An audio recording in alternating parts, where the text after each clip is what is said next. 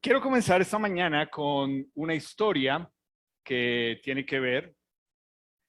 Sucedió en un pueblo y pues ustedes saben que aquí en Colombia tenemos épocas, diciembre, enero, febrero, en las que es muy seco. Y cuando no hay lluvia, pues obviamente sabemos que se afecta toda la producción, que obviamente va a afectar todo el estilo de vida de esas personas que están viviendo esa sequía. Y pues esto no sé si es historia, anécdota o ilustración. Entonces, en esa región donde había esa sequía, pues había una iglesia. Y lo que hizo el pastor es que animó a las personas de la iglesia a que tuvieran una reunión de oración para pedir que lloviera. Y pues obviamente lo que dijo es, pues animen a otras personas que quieran venir a la reunión para orar, para que le pidamos a Dios que nos envíe lluvia. Y lo que me gusta de esta ilustración es lo siguiente que sucedió, y es que las personas empezaron a llegar a la reunión para orar. Pero a todos lo que les llamó la atención fue ver que solamente había una niña que llegó con un paraguas. ¿Todavía has escuchado eso? Y ella muestra el mensaje claro, y es con respecto a cuando pedimos o queremos orar. Y es realmente, si queremos que llueva, debemos estar preparados para la lluvia. Y esta mañana la charla en lo que estamos leyendo con el profeta Elías tiene que ver con la oración y tiene que ver con cómo a veces desconectamos lo que sucede una vez que oramos y no nos damos cuenta de lo que Dios quiere hacer con nosotros. Y creo que este mismo principio de no entender que hay que prepararse, si yo estoy pidiéndole a Dios por algo, yo debo estar preparado para eso. Y pues yo creo que tiene que ver con lo primero, que es lo que todos nosotros hemos entendido, y es cuando le pedimos a Dios por personas que no lo conocen a Él. ¿Cómo es eso que tú le pides a Dios? ¿Qué es lo que tú le pides a Dios por las personas que tú amas que no lo conocen a Él? Y si te das cuenta, a veces, por no decir la gran mayoría de veces, cuando le estamos pidiendo a Dios por otras personas, realmente lo que Él está haciendo primero es obrar en nosotros. También cuando le pedimos a Dios, por ejemplo, que le muestre a una persona su pecado. Y eso es algo que solo el Espíritu de Dios lo puede hacer. O sea, ninguno de nosotros puede convencer a alguien que necesita nacer de nuevo en Jesús si no obra el Espíritu de Dios en él. Y pues también yo creo que a veces desconectamos lo que sucede cuando oramos nosotros como iglesia y olvidamos que estamos delante del trono de Dios. Entonces, creo que es importante esto, que lo tengas ahí presente. ¿Tú realmente cuando oras estás preparado para la respuesta de Dios o simplemente es un ejercicio que hay que hacer porque toca hacerlo? Entonces, lo que hemos estado estudiando durante este mes es acerca del profeta Elías, y lo que hemos visto es, para ustedes que de pronto no han estado o no han escuchado las charlas, es el nombre Elías significa el Señor es mi Dios. Y lo que hemos hecho durante este mes es pasar por algunas situaciones en las que quedó demostrado que Dios era el Dios de Elías frente a toda la situación que estaban viviendo él como un enviado de Dios para el pueblo de Israel. Algo que sucede, y por eso dice un ejército de uno, para ustedes que se están preguntando qué es eso, es porque en la situación en la que estaba Elías, era que el rey, que se llamaba Acab, tenía una esposa y ella practicaba la brujería. Y uno de esos dioses se llamaba Baal.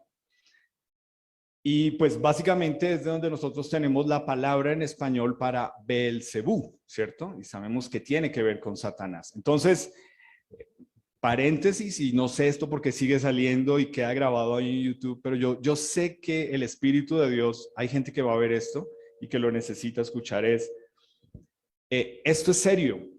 Es decir, pretender jugar con, digámoslo así, con la oscuridad o con quien es Satanás, es algo que realmente le cobra a uno una cuenta. Y en el caso de ellos, él siendo el rey de Israel, estaba desviando a todo el pueblo de Israel, no en adorar al Dios verdadero, pero sí en adorar imágenes y obviamente tener todo un culto idólatra con respecto a Satanás. Entonces, Dios envía a Elías a que se presente delante del rey y lo que le dice es, por tu pecado, por la forma como estás guiando al pueblo, no va a llover durante 3 años y medio. Entonces ahí es donde ustedes están conectando. ¿Y qué tiene que ver eso con lo que él comenzó de una sequía? Es porque Dios le había enviado al profeta Elías a decirle al rey que no iba a llover como consecuencia de la idolatría que ellos estaban teniendo, y lo que le deja claro al rey es que era Dios únicamente al que iba a escuchar era a Elías para que volviera la lluvia. Entonces, pues la semana pasada estuvimos hablando que parte de lo que hace el profeta Elías es confrontar a todo el pueblo y les dice, ¿hasta cuándo van a claudicar? Y no sé si estuviste anoche en tu grupo pequeño y hablaron de esta palabra, claudicar. En nuestro grupo en el que estuvimos, lo hablamos, lo mencionamos, y fue interesante, porque es cierto, ¿cierto? Es entender, uno es el que sabe qué situaciones le pasan a uno en las que uno cede a una presión o a una tentación. Y anoche en el grupo pequeño volvimos a hablar acerca de qué son esos principios no negociables que tú deberías tener en tu vida, que simplemente se puede parar el que sea en las pestañas, tú no cedes a la presión ni a la tentación de eso. Y aquí está el profeta Elías frente al pueblo diciéndoles, tienen que tomar una decisión. Ustedes no pueden seguir pensando que adoran a Baal para que les bendiga el producto de la tierra, pero se llaman hijos de Dios. ¿Hasta cuándo van a seguir jugando con esto, con Dios? Y pues obviamente, algo que nosotros debemos recordar, que me gusta mucho, que menciona con respecto al profeta Elías, pero que también yo creo que es algo que lo debemos filtrar a todos los demás personajes de la Biblia, es Elías era un hombre con debilidades como las nuestras. Eso es muy importante que tú lo tengas claro. Dios no escogió a ninguna persona que él usó en su palabra porque eran especiales, porque de pronto eran mejor que o menos que este o más que este. La única condición con la que Dios escoge a las personas es porque no lo merecen. Y es lo mismo para nosotros hoy en día. Dios nos escoge muy a pesar de nuestras debilidades, nos da oportunidades. Entonces, eso es importante que lo tengamos en cuenta porque pues hoy vamos a estar hablando de eso. Entonces, pues quiero recordar un principio con respecto a esto de orar y es, no se trataba de quién era Elías, no se trataba de cómo oraba Elías, no se trataba de qué palabras usó o qué tonos usó para orar. Y lo vamos a ver hoy. El punto de esto es entender realmente a quién le creía Elías. ¿Quién era ese Dios en el que Elías se para y dice, yo estoy delante de la presencia de Dios y es Él el que vamos a ver obrar? Entonces te animo a que busques en tu Biblia Primera de Reyes, capítulo 18, que es de donde estamos leyendo, y que puedas, que mientras tú lo buscas ahí, pienses en cómo lo que vamos a estar leyendo hoy, si tú necesitas Biblia, por favor levanta la mano, gracias. Lo que vamos a estar leyendo hoy tiene que ver con esto de este hombre sigue siendo un ejército de uno. Este fue al comienzo del mes el concepto que manejé y es Elías, cuando Dios lo envía para hablarle al rey Acab. El rey Acab estaba esperando tal vez un ejército de otro pueblo, tal vez una cantidad de gente para ahí sí buscar de Dios. Y un ejército de uno es porque Elías le dice, yo estoy delante de la presencia de Dios. Es decir, yo sé con quién estoy.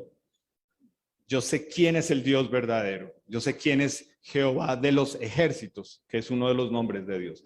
Entonces, si estás ahí en Primera de Reyes 18, Vamos a leer desde el versículo 41, dice, entonces Elías dijo a Acab, sube, come y bebe, porque una lluvia grande se oye.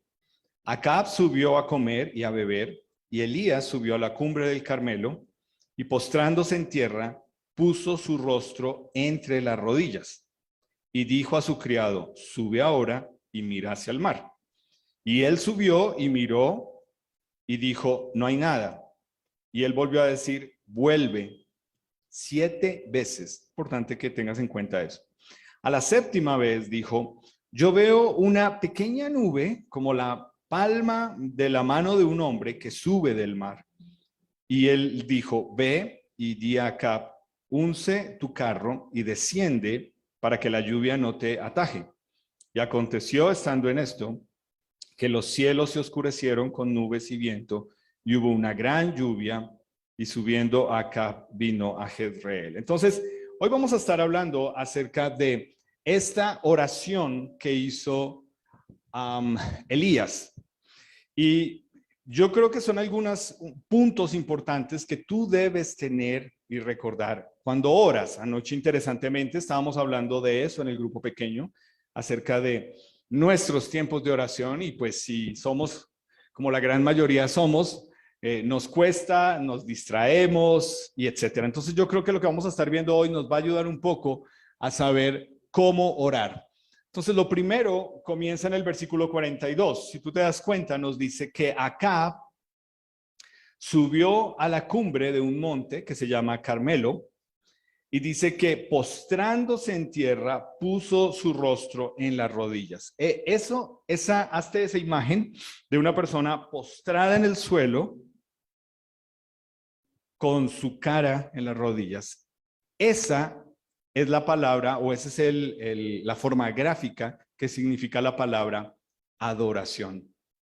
Eso es lo que significa adoración, es postrarse ante Dios, literalmente todo el cuerpo. Entonces, nosotros hemos enseñado y hemos entendido a la luz de la palabra de Dios que también adorar a Dios, o también adora a Dios, cuando tenemos esa misma actitud frente a Dios en otras esferas de nuestra vida o en otros aspectos de nuestra vida, y no necesariamente físicamente ahí estar tirados en el suelo, pero en la forma en que manejamos nuestros hijos, en la forma en que manejamos nuestra relación como pareja, en la forma en lo que le creemos a él o no, etcétera. Es decir, adoración se trata de eso, de que yo entienda delante de quién es que yo me debo postrar. Entonces, la oración comienza con entender que humildad no es pensar menos de ti. Eso es muy importante. A mí me encantó cuando entendí esa frase. Humildad no es pensar menos de ti, ¿cierto? Y a veces hay algunos de ustedes que piensan, no, es que yo no sirvo, yo no valgo, yo no tengo, yo no sé, yo no conozco, yo no oro como tal. Eso no es humildad. Eso no es humildad. Humildad es pensar menos en ti. ¿Sí te das cuenta la diferencia? No es pensar menos de ti, sino pensar menos en ti. Porque cuando tú estás pensando en que te da pena orar, por ejemplo, en un grupo pequeño, o que qué van a pensar las otras personas si te pedimos que ores, o se van a burlar de mí o lo que sea, eso se llama orgullo, porque estás pensando en ti. No es pensar menos de ti, es pensar menos en ti y más en cuál es la actitud con la que Dios te quiere frente al trono, que es lo que nos dice la palabra de Dios, que estamos frente al trono de la gracia de Dios. Entonces, es muy sencillo. Si tú realmente te ubicaras cada vez que vas a orar frente al trono de Dios, ¿cuál sería tu actitud? ¿Cómo serían tus palabras? ¿Cómo sería tu reverencia frente a Dios? Es importante hacer ese ejercicio, porque lo que eso nos muestra es, y pues voy a estar mencionando a la vez unos pasajes que están en el libro de Santiago, entonces si quieres los puedes apuntar por si estás en Biblia física, pero es lo que nos dice en Santiago 4:10. Humíllense delante del Señor y Él los exaltará. Ahora, date cuenta, Humillarse delante de Dios requiere que sea una actitud constante en la vida de uno. No es solamente cuando la situación me lleva a mí a buscar de Dios, sino en todo momento. Mi actitud debe ser de sentir que yo estoy postrado ante Dios, humillado ante Él. Yo sé delante de quién vivo. Esto es básicamente lo que vemos aquí en el profeta Elías. Él desde un comienzo ha dicho, yo estoy delante de la presencia de Dios. Y como para que entendamos un poco lo que eso significa, otro profeta que se llama Isaías, él dice que cuando Dios le permitió ver que estaba en la presencia de Dios, él dice que lo único que él pensó fue decir, soy inmundo, o sea, no merezco estar en la presencia de Dios. Entonces, creo que es entender cuando vas a orar que realmente Dios es el que necesita ver que tú estás humillado delante de Él. No delante de personas para aparentar, sino delante de Él, que tú sabes delante de quién estás.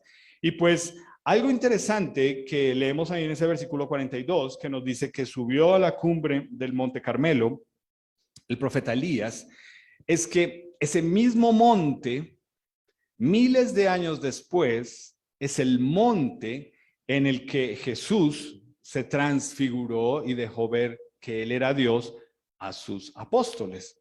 Entonces, realmente es entender que uno en sus momentos de oración puede y necesita también tener unos espacios en los que uno sabe, a mí me gusta ir a tal lugar y tener un momento a solas con Dios. Y a veces eso puede ser simplemente salir y caminar en el parque. Sal sin el celular, sal sin el reloj, o sea, sal que te veas suelto para que no llames la atención de nadie y para que no estés pensando en que tienes pendiente una llamada, pero tú puedes escoger lugares en los que tú sabes que tú puedes pasar un tiempo con Dios y que sabes que estás humillándote delante de Él. Versículo 43 nos dice que Él le dijo a su criado que subiera y mirara, ¿cierto? Y nos dice que lo hizo, bueno, primero eso, le dijo fue, ve y mira qué está pasando. Entonces, la oración debe ser específica, es decir, es importante que tú entiendas que tu oración debe incluir pedir por otras personas, pero ya vamos a ver ahorita en unos versículos qué significa pedir por otros y de qué forma nosotros deberíamos pedir, porque a veces lo que sucede es lo que nos dice en Santiago 4, 2 y 3. Dice, ustedes no tienen lo que desean porque no se lo piden a Dios. Entonces uno dice, no, listo. Entonces pidámoselo, aun cuando se lo piden. Entonces nos dice, tampoco lo reciben porque, da la razón, lo piden con malas intenciones. Desean solamente lo que les dará placer. Ahí está el punto. Es, ¿qué es lo que tú pides? ¿Cómo lo pides? ¿Para qué lo estás pidiendo? ¿Ves? Porque si lo que tú estás pidiendo, Dios no te lo quiere dar, entonces lo que tú necesitas comenzar es entender, de decir, bueno, Dios, yo quiero saber que tú me muestres cuál es tu voluntad con respecto a esto y buscar qué es lo que Dios quiere. Ahora, hay cosas muy evidentes y hay situaciones muy evidentes donde yo creo que no debería uno estar claudicando, ¿cierto? O sea, yo no puedo decir, Dios, ¿será que tú me puedes dar los números para el chance? ¿O con pata? ¿O de la lotería? ¿O del baloto? No, ¿ok? Ese no es Dios, ¿ok? Por más que tú y yo malinterpretamos el pasaje que nos dice que Dios nos quiere conceder los deseos de nuestro corazón, lo que debemos entender es que para que Dios conceda lo que yo quiero en mi corazón debe palpitar o estar de acuerdo con lo que Dios quiere para mí. Y eso puede ser un abismo de diferencia. No necesariamente lo que yo considero que necesito o que quiero es lo que Dios me dice que me va a dar. Y pues si vamos al versículo que nos dice que Dios conoce nuestras necesidades y nos da lo que sabe que necesitamos, entonces la respuesta es muy clara para nosotros, ¿cierto? Si yo estoy pidiendo por algo y Dios no me lo da, es porque Él sabe que en este momento yo no lo necesito. Entonces, ahí es donde debo entender. Cuando yo oro, debo tal vez entender que Dios específicamente quiere tratar algunas cosas conmigo. Y pues ahí mismo en el versículo 23 nos dice que Elías le dijo a su criado que subiera y mirara. ¿Cuántas veces dice ahí? 7. Ahora, piensa por un momento. Si tú eres el profeta de Dios, ¿cuántas veces uno debería orar para que Dios responda a una oración? A la primera, ¿sí o no? Dios debería hacerlo a la primera.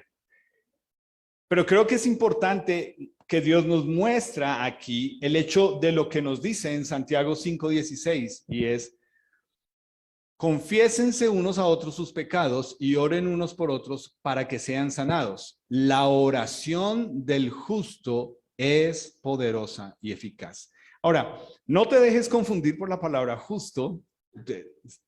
La única forma en que tú y yo podemos ser justos es que Jesús nos justifique, que Jesús perdone nuestro pecado para que Dios nos pueda escuchar.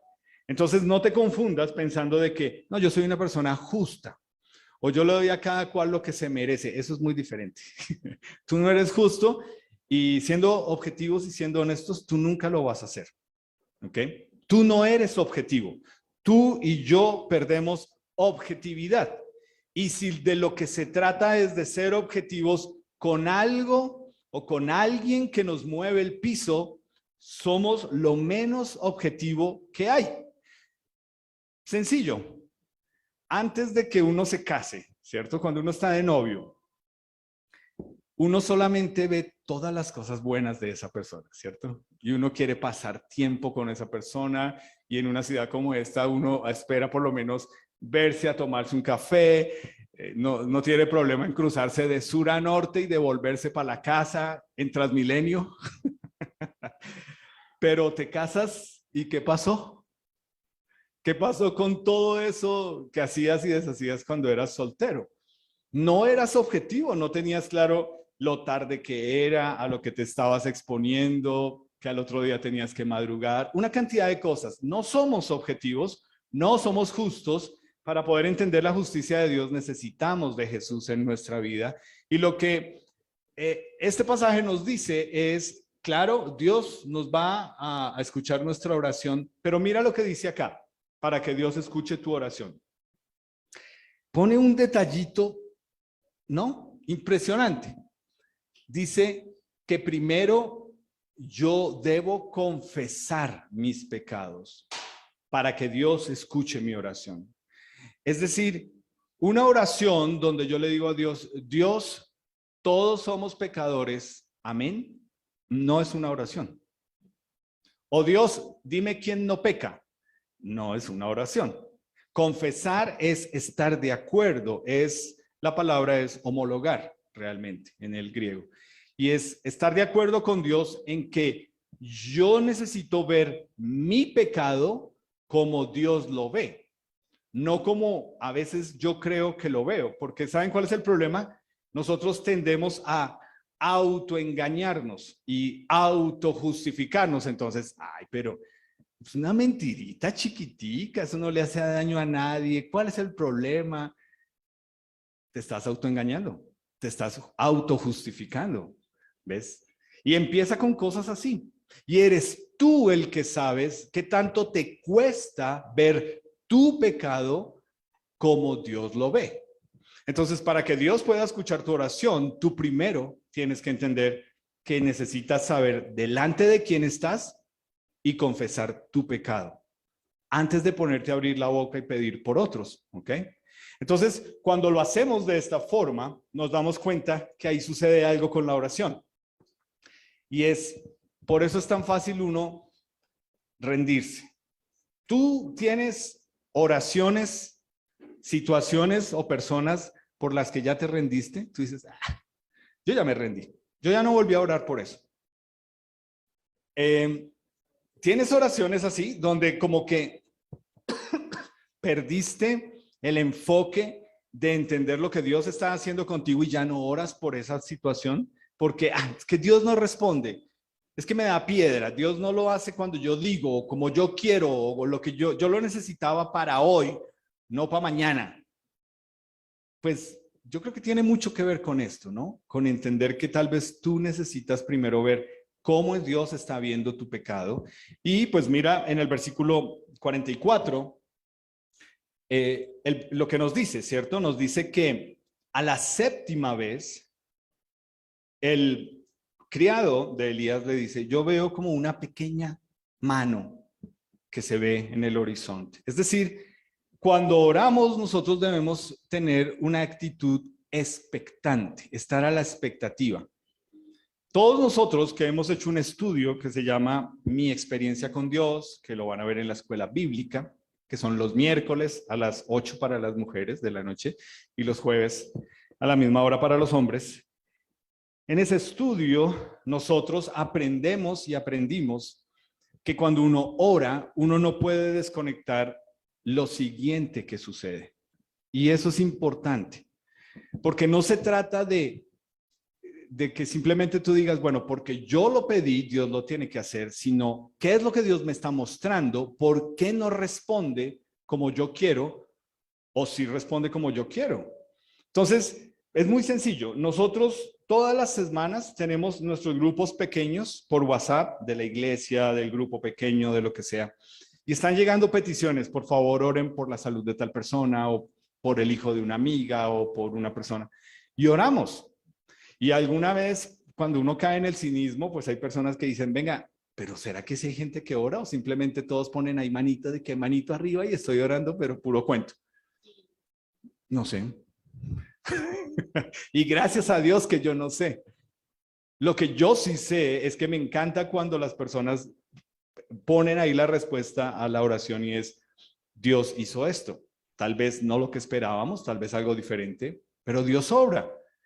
Entonces, mira lo que nos dice este versículo, Marcos 11, 24 y 25. Este es el Señor Jesús y nos dice lo siguiente. Mira esto, apúntalo, pero me gustaría que lo leyeras ahí conmigo. Dice, les digo, ustedes pueden orar por cualquier cosa y si creen que la han recibido, será suya. Hasta ahí uno puede leer y decir, amén, hermano. Así es. Declárelo. ¿Cierto? Y hay iglesias hoy en día que están reunidas y les enseñan hasta ahí. Punto final. Créalo y Dios se lo va a dar. Pero mira lo que sigue, que es lo que le da el contexto a lo que el Señor Jesús nos está diciendo. Nos dice, cuando estén orando, primero perdonen a todo aquel contra quien guarden rencor. Detallitos, ¿cierto? Si te das cuenta por qué tú necesitas primero ver cómo estás con Dios antes de pedirle a Dios, delante de quién estás antes de decir, bueno, Dios, para lo de pedirte por... No, amigo, ubiquémonos, ¿ok? Y esto tiene que ver con perdonar, es soltar, ¿cierto? Y si vas a esa oración que se volvió un rezo y que perdió todo el sentido, tristemente, pero está en la Biblia, que es el Padre Nuestro, nos dice que para que Dios nos perdone, que primero tenemos que hacer nosotros, ¿cierto? Es esto mismo, nos dice, primero perdonen. Y aquí es donde tú sabes, tú, que tanto tu oración no está pasando del techo, porque tú no has perdonado. Porque lo que dice es, para que su Padre, o sea, cuando tú perdonas a otra persona, dice, su Padre que está en el cielo también les perdone a ustedes sus pecados. Y entonces uno dice, no, pero espere, ¿cómo así? ¿No me estaba diciendo que pidiera cualquier cosa? Ok, los deseos de tu corazón, si no están alineados con lo que Dios quiere, no vas a entender que el regalo más grande para ti es sentirte perdonado por Dios, amado por Dios y poder extender esa gracia a alguien que igual que tú no se lo merece. Cuando tú escoges no perdonar, adivina quién te crees tú. Chan, chan. Dios. Cuando tú escoges no perdonar, tú te crees Dios. Y tú crees que tú escoges, este sí se lo merece, este está ahí, vamos a ver si hace punticos, vamos a ver con... No, no funciona así. Porque entonces, ¿con qué cara te presentas tú a decirle a Dios que te escuche y que responda tu oración? Entonces, ahí nos damos cuenta lo que dice este versículo, ¿cierto? Para poder ver el obrar de Dios, que era una nube pequeña que parecía una mano, que luego terminó siendo una tormenta que trajo la lluvia. Comenzó con algo pequeño. ¿Tú quieres ver grandes cosas de Dios en tu vida? Comienza con eso que parece tan pequeño, pero que tú sabes que echa raíces ahí y que te genera amargura, y comienza con no perdonar. Entonces, luego, pues nosotros leemos que nos dice acá que Él vio que ya vino la lluvia y Dios envió la lluvia después de 3 años y medio que no había llovido. Entonces, yo quiero comenzar la conclusión con lo siguiente, con las promesas de Dios. ¿Tú has escuchado esa frase? Hermano, es que hay que creer las promesas de Dios. ¿Cuáles serán esas promesas? Dime tú dónde nos dice en la palabra de Dios, interpretada en su contexto, bien, que Dios te ha prometido casa, carro, beca, esposa, esposo, hijo, salud. ¿Dónde dice eso? Esa no es la promesa más importante de Dios para tu vida. Yo quiero que lo mires acá. La promesa más importante de Dios en su palabra, porque se trata de Él para nosotros, para que nosotros entendamos qué es lo que nuestro corazón debe anhelar, qué es lo que nuestro corazón debe desear. Se trata de Jesús. Y si tú te das cuenta, Dios cumple sus promesas. Dios prometió que Jesús vendría y Él vino, ¿cierto? Y todo el mundo de este lado occidental celebra en diciembre que Jesús nació. Bueno, ahora ya para ser un poco más tolerantes, ya no se trata ni de Jesús ni de Él, sino de chévere la Navidad y bonito, felices Pascuas, pero hasta ahí nomás. Pero si nosotros nos damos cuenta, Jesús sí vino, Dios cumplió eso. Dios dijo en su palabra que Jesús iba a morir por el pecado y Jesús murió por el pecado. Para eso es lo que se hace, digamos, en Semana Santa, celebrar pareciera que solo la muerte. Pero lo más importante de Jesús es que Él dijo que Él iba a resucitar con poder sobre la muerte y sobre el pecado, y así fue. Es decir, Él ha cumplido. Y cuando Él se fue, Él nos dice que Él va a regresar por nosotros. Ahora, piénsalo, tal vez tú que estás ahí en nuestra transmisión en Zoom, o vas a ver esto en YouTube, o tú que eres nuestro invitado aquí, ¿tú crees que Jesús va a venir por ti? Para nosotros como iglesia, ¿por qué esto será importante? Tener esto claro, que Jesús dijo que Él va a regresar por nosotros. Pues quiero que lo apuntes, pero por lo menos un versículo dentro de muchos que hay. En Juan 14, del 1 al 3, Jesús dice, no se inquieten. Ahí en la versión Reina Valera 60 dice, no se turbe vuestro corazón. Crean en Dios y crean también en mí. En la casa de mi Padre hay lugar para todos. Si no fuera así, yo se los hubiera dicho. Ahora voy a prepararles ese lugar, y una vez que me haya ido y les haya preparado ese lugar, dice que voy a regresar y los voy a llevar conmigo para que donde yo esté, ustedes también estén. Esto es lo más importante que Jesús nos ha prometido. O sea, si tú crees, piensas o te han enseñado que nos tiene que sanar físicamente, tú no has entendido de qué se trata necesitar a Jesús como Salvador.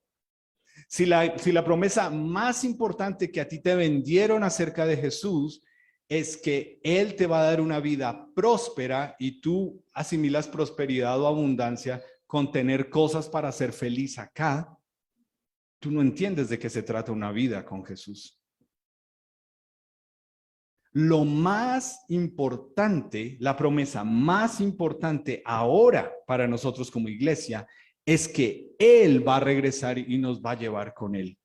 Pero hay un pero. Aquí nos dice que no solamente es los que creen en Dios y en Él, pero también nos dice en los que pueden llamar a Dios Padre. Y si tú eres nuestro invitado, tú necesitas saber algo muy importante acerca de esto, y es: todas las personas de este mundo nacen siendo creación de Dios, pero en la palabra de Dios nos dice en el libro de Juan que Jesús vino porque estaba escrito así. Él vino a salvar únicamente a los judíos, pero los judíos lo rechazaron porque no era la clase de rey que ellos esperaban. Y él dice, como ellos lo rechazaron, entonces a todo aquel que crea en Jesús como su salvador personal, le da la potestad o el derecho de ser hijo de Dios. Es decir, tú no naces siendo hijo de Dios. Tú creces en una cultura yendo a misa que te dice, todos somos hijos de Dios, Dios es el Padre de todos, Dios nos ama a todos. Pero cuando tú vienes a lo que dice la palabra de Dios, dice que no, que tú estás separado de Dios, que tú no naciste siendo hijo de Dios y que tú necesitas creer lo que hizo Jesús para poder que Dios sea tu Padre. Entonces, piénsalo y pregúntale de pronto a la persona que te invitó. Entonces, si yo no soy hijo de Dios, ¿de quién soy hijo? Buena pregunta, ¿cierto? Espiritualmente, si yo no nazco siendo hijo de Dios, entonces ¿yo de quién soy hijo? Y aquí lo que Jesús nos está diciendo es que Él va a venir para llevarnos con Él. Esa es la promesa. Así como Él prometió que Él iba a venir, que Él iba a nacer, que Él iba a morir y que Él resucitó y que todo eso se cumplió, la promesa más importante que nosotros debemos entender es que debemos esperar que Él viene por nosotros. Entonces, ¿por qué esto? Piénsalo. Cuando tú oras por otra persona, cuando tú oras por tú mismo, ¿tú oras pensando en esto? O sea, hoy estás pensando en lo que tienes que hacer mañana a las 7, 8, 9 en el trabajo. Y si Jesús viene hoy por nosotros, ¿eso va a importar mañana? Por favor, no te estoy animando a la irresponsabilidad. Hace parte de que te puedan pagar, ¿ok? Pero lo que te estoy animando es cómo oras con respecto al dinero, con respecto a vivir aquí, con respecto a tener cosas acá. Si probablemente Jesús viene mañana, ¿eso importó? ¿Era tan necesario luchar por eso y quererlo tener y por encima de cualquier persona? ¿Y si hoy mueres, valió la pena? Solamente tú lo sabes, ¿ves? Pero qué tantas cosas tú te autoengañas y autojustificas y no entiendes que el filtro por el que lo tienes que pasar es que Jesús está diciendo, si tú has nacido de nuevo y tú eres mío, yo voy a regresar por ti. ¿Tú me estás esperando? ¿O ya te acomodaste tanto aquí que mejor no vengas todavía? Yo todavía estoy muy joven, yo todavía tengo muchas cosas que hacer, Si tú me preguntas a mí, si yo todos los días me despierto pensándole, ¿por qué no viniste hoy? Depende. Si tengo unos problemas bien hartos, ¿por qué no vienes? Pero cuando pienso en la etapa en la que estoy entrando en mi vida y en la que están entrando mis hijos y lo que quiero ver a futuro de mis hijos, yo digo, ¿será que es egoísta pedirle que espere? Porque quiero ver algunas cosas. No sé hasta qué punto es egoísta. Lo que sí sé es que Jesús me dice, quiero que estés preparado porque voy a ir por ti. Quiero que estés preparado porque voy a ir por ti. Y cuando lo vemos de esta forma, entonces nos damos cuenta, lo que hoy Fer nos recordó con respecto a julio, lo que vamos a tener el mes de misiones, y es la misión nuestra esta misión no es solamente para Álvaro porque es el pastor, o para Pati porque está en Soacha, o todos los demás misioneros. Esta es tu misión también. Es vayan y hagan discípulos y bautícenlos en mi nombre y enséñenles a obedecer lo que yo les he mandado. Y mira lo que dice ahí Jesús. Y les aseguro que voy a estar con ustedes siempre hasta el fin del mundo. Esa es la promesa. Esto es lo que le da sentido, propósito, dirección a por qué nosotros nos reunimos. Nosotros no nos reunimos aquí para que tú salgas pensando, como gente que malinterpreta aquí, que tú eres un campeón. ¿Perdón? Tú eres un campeón en pecar, en eso eres campeón, en eso somos campeones. Pero Dios no nos llamó a ser campeones. Entonces, te animo a ponerte en pie antes de que te me duermas ahí. Y cuando pensamos en esto, en esta es nuestra misión, esta es nuestra tarea como iglesia, esto es lo que le da propósito y sentido a cómo deberías orar tú. ¿Entiendes?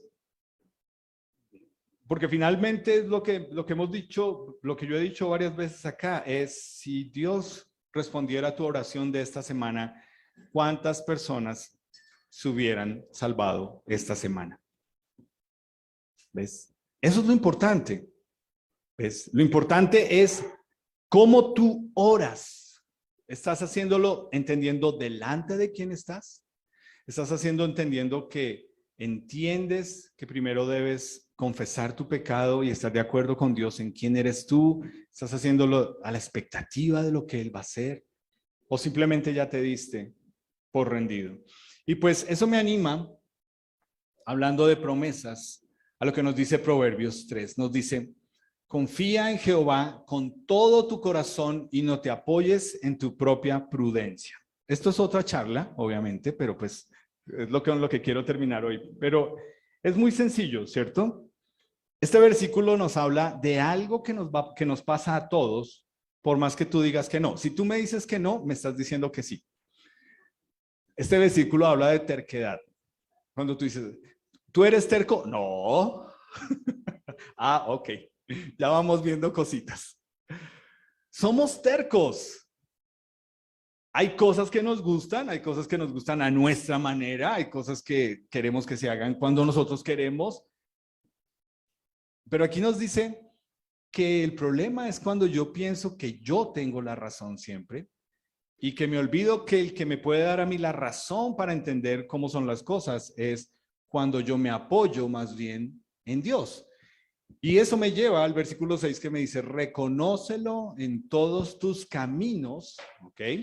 Y él dice algo interesante, dice, y Él va a enderezar tus veredas. Es decir, ahí mismo en Proverbios dice, hay camino que al hombre le parece derecho, pero su fin es la muerte. Y entonces todos nosotros nos pasa, no, pero pues yo no soy tan malo, no, pero pues yo no estoy tan mal, no, pero pues yo comparado con tal no hago tal cosa. ¿Ves? Te parece tu propia prudencia, lo que tú crees, pero tú necesitas ir a decirle, por favor, ayúdame a enderezar mi camino, mi vida. Y entonces ahí lo llevo al versículo 7. No seas sabio en tu propia opinión. ¿Y cómo logra uno eso? No creerse que yo me las sé todas, que yo tengo todas las respuestas, que yo soy el duro, que para eso estudié, que para eso yo tengo un título, etcétera. Cuando nos dice, teme a Jehová y apártate del mal. El temor de Dios es lo único que nos va a ayudar a entender cómo vivir aquí una vida que está sobre la promesa de que Jesús va a regresar por nosotros. Entonces, te quiero invitar a que cierres tus ojos solo por concentración para que pienses lo siguiente. Si eres nuestro invitado, si hoy murieras y Dios te preguntara, ¿por qué te debo dejar entrar al cielo? ¿Cuál es tu respuesta? Te voy a dar las equivocadas, porque soy buena persona, porque crecí yendo a misa o porque soy católico. Esas no son las respuestas correctas. Si tú quieres saber cuál es la respuesta correcta, nosotros tenemos personas que te pueden guiar con la palabra de Dios y que te pueden mostrar por qué no eres hijo de Dios y cómo puedes llegar a ser hijo de Dios a través de Jesús en tu vida.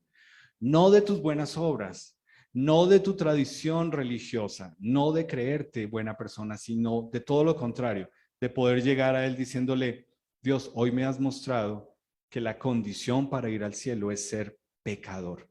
Si tú quieres que nosotros oremos por ti, yo te animo a que levantes tu mano, vamos a orar por ti, voy a orar por ti, y pues luego podemos buscar a alguien que te explique con la palabra de Dios cómo ser una nueva criatura en Jesús. ¿Hay alguien que levantaría su mano y diría, oye, ora por mí? Yo sí quiero saber cómo es esto de nacer de nuevo en Jesús. ¿Hay alguien? Mientras esperamos. Ok. Señor, yo te doy gracias porque eres tú el único que puedes convencer a las personas de su necesidad de ti y de su necesidad espiritual de entenderse separados de ti. Te doy gracias porque lo haces. Y te doy gracias, Señor, porque en esta semana, en esos mismos grupos por WhatsApp, Patty enviaba sobre una persona que había nacido de nuevo en Soacha y nos gozábamos al saber que tú le habías permitido a esta persona entender el milagro más grande de su vida y era nacer de nuevo en ti, Señor Jesús. Y pues te ruego por nuestros invitados, tú sabes quiénes han levantado su mano y cómo tú estás siendo real para ellos en medio de conocerte y de realmente poder aclarar este tema, Señor. Ruego por ellos hoy. Y pues, Señor, te ruego por nosotros como iglesia. Te ruego que nos animes con tu palabra cuando oramos a entender que tu promesa más grande para nosotros es que vas a regresar, a llevarnos contigo. Eso debería cambiar todo en nuestra vida, a lo que le apuntamos acá. Eso debería ayudarnos a entender que este momento es transitorio, es pasajero y que cada día que tú nos das es un privilegio para poder ver tu gracia en nuestra vida y que sí, podamos disfrutar el estar aquí, pero estar sabiendo que tú vas a volver por nosotros. Tú lo prometiste y solamente tú sabes cuándo va a pasar, Señor. Y esa promesa es tan cierta como todo lo demás que tú has cumplido y yo te adoro hoy por eso, por ser fiel a tu palabra, porque podemos descansar en que cumples lo que dices, Señor, y en que tenemos la palabra profética escrita y revelada más firme y segura de todas, que es tu palabra, Señor. No necesitamos a nadie más viniéndonos a decir nada más. Tú ya nos has dado todo y te alabo por eso hoy, porque somos bendecidos cuando leemos en ella y cuando nos animas a vivir en este mundo, Señor. Te ruego esta semana que podamos vivir con base en lo que dice aquí en Proverbios, Señor, con nuestra terquedad sujetada a ti, con humildad, pensando menos en nosotros, más en ti, con nuestro pensamiento sujeto más a ti, y cada día pidiéndote que endereces nuestro camino hacia ti, Señor, y que vivamos en temor de ti. En tu precioso nombre, amén.